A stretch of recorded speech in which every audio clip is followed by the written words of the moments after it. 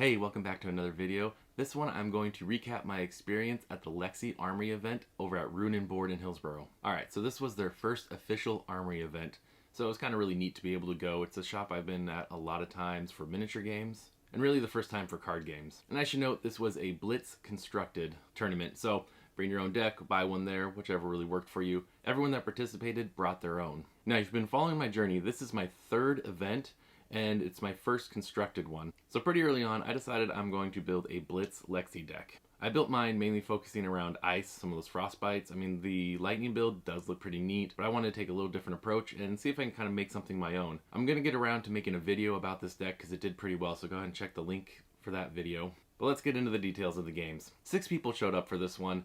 I mean, it's a little lesser known, like I said, they're just kind of getting into it, so it'll probably grow as time goes. But the event space was great, and the people were even better. My first game was against Jeremiah, my co-host in Spellstorm Miniatures. Now, it's funny, he's the one who got me into this game, but we have yet to play, so this was our first game, so it was really kind of neat to be able to get that going. And since this was my own build, and the first time I was playing this deck, it was kind of nice to play someone at least I was familiar with and know that we could get a pretty friendly game in.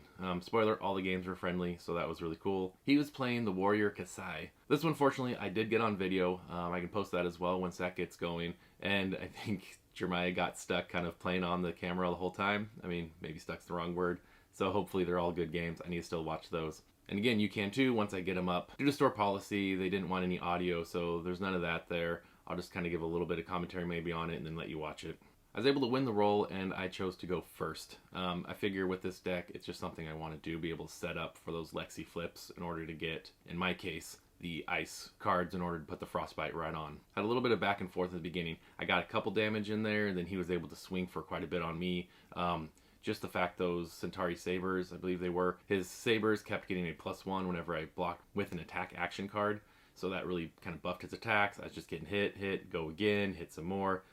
Alright, not so great. But I was able to kind of eat back down into him. There's a few times where our life totals were the same, like I think at 8 and then again at 3 we were both sitting on, so I was really sweating it a little bit. But he kind of admitted to me he made a mistake in what he arsenaled because I had a bow attack. It wasn't really an attack or with a weapon that he could do something with that. So ultimately I was able to get through. He kind of blocked some of his equipment, ended up cracking it, had a big turn coming at me. I was able to block it out and survive though.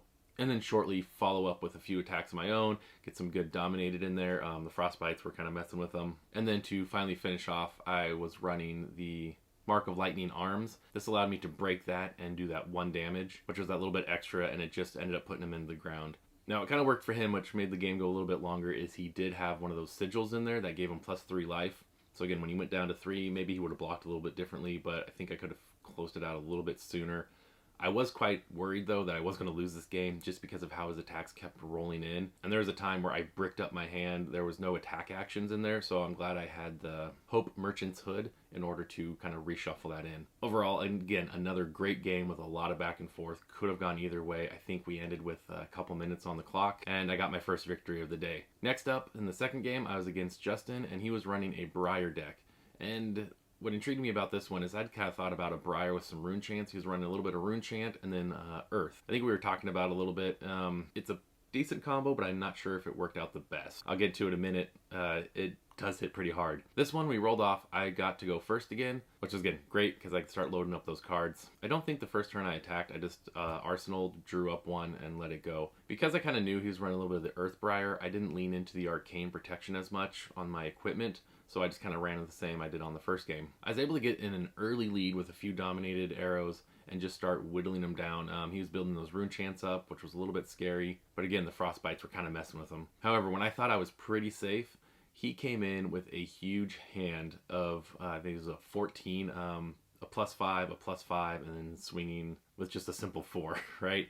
I mean, just, So I blocked 5 of it because I wanted to still be able to crack back on my turn, and I had some cards to help me do that and to kind of get that tempo back. And since I'd already kind of taken that early lead, I was able to take a hit, and so he basically kind of leveled the game back out. But at that point, I was able to just kind of start rolling some more turns into him. He kept swinging. He was able to create some Rune Chants and then swing in, so the Rune Chants were mainly hitting, and then he snuck in a couple damage. So he was able to kind of whittle me down. But again, I was just able to play enough and get that tempo back in my favor that I took him down before he could get me. I believe I ended that game with 7 or 8 life, but still, a few of those cards could have gone a little different. Could have gone a little different, and again, this one kind of came down underneath 5 minutes, I believe it was, we had left to play. Afterwards, it's kind of nice. We had a few minutes to kind of talk about some of the other ways to build Briar and discuss a little bit of that rune chant idea mixing in there. And again, I think there's kind of something to that. I've been playing with Briar Lightning myself. I think that could kind of be fun and interesting.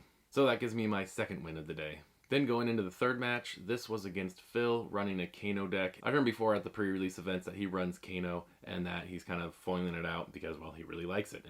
And as the game showed, he knows his Kano. He also knows the rules pretty well, so I was definitely leaning on him to learn a bit more. As this was only my 9th game playing Flesh and Blood, there's still little things, especially against Kano in those instances where I needed to be clear in my actions and let him take priority so he could do what he wanted to. In this one, because I was playing Kano, I knew I needed to ditch my perch grapplers. I threw out the Merchant's Hope Hood.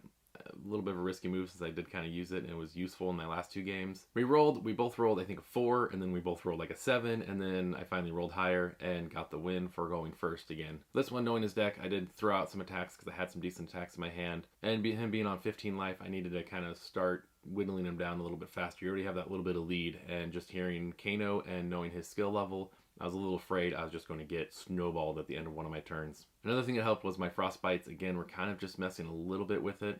He did get some clever go-arounds on how to figure out how to kind of clear that and not feel as bad about spending his resources in order to do other things. Especially when he's able to draw, opt cards, do all that sort of stuff. So we had a few back and forth turns. I was just chipping in a little bit of damage. He was blocking out all right. He would take some hits and then swinging at me and whittling me down, especially when he was able to get like a +1 on his arcane damages and then a forked lightning. I mean, 6 damage. I was just like, wait, where'd that come from? Without really much to do to block it, except for I could block 2 of it. I ended up taking that one because I liked my hand so much that coming at him, I knew it was going to be worthwhile to take it. And again, I kind of have that built-in lead, so why not use it? This game went down a little bit. I had him down to 4 life, and he had a bunch of cards in his hand. He was reacting to a Frostbite token if he wanted to use it. Took up some time. He was, broke one of his items to be able to opt 2.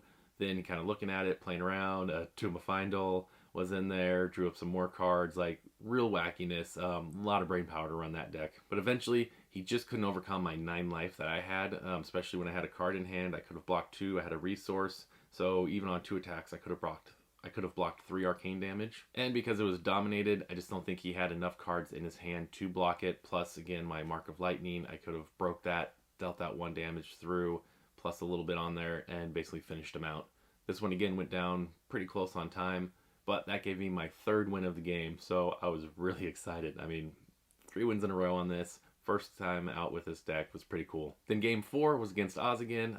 Played him last week on an Arya draft. This, unfortunately, due to time, we just had to draw out, and so that's all right. So in summary, I got 3 wins and a draw, which I'm very happy about. I ended up being in top place and was able to get my cold foil Shiver. So really cool, especially considering I was playing Lexi. This goes right along with her. I was using it all day long. Then also, as their prize support, they give out a pack of Unlimited for every win you have. Since I had the 3 wins, I got my 3 packs, and I chose to go with Arcane Rising. Mainly because there might be some good gear in there. I'm kind of hoping for maybe Command & Conquer, Art of War, Arcanite Skullcap would be sweet, and just some of those nice Kano cards in there. And the 3 of a kind, which I used 1 of them in my deck, and it came in handy. So, stick around for a minute, and let's find out what I got. Otherwise, that is the recap on my event.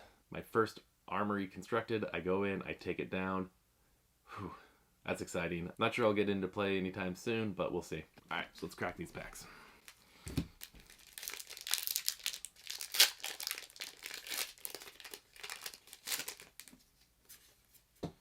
Alright, first one. Nothing too exciting, but still some rares. Kind of neat. Life for Life. An Aether Spindle.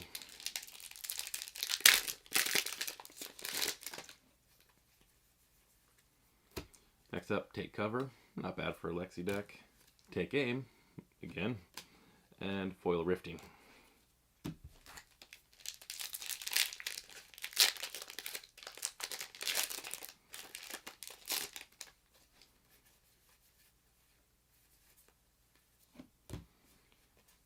Spellblade Assault. There, if I go with that Briar deck. Oh. That's not too bad. Too bad it's an Azalea special. Knock the Death Whistle. I mean, I'd be normally happy about it if I could play Lexi with it, but hey, that's still a cool one. And a foil Whispers. Alright, well, nothing too special and great, but still some neat cards in there. And now maybe take a look at Azalea and something for that Briar deck I'm thinking of.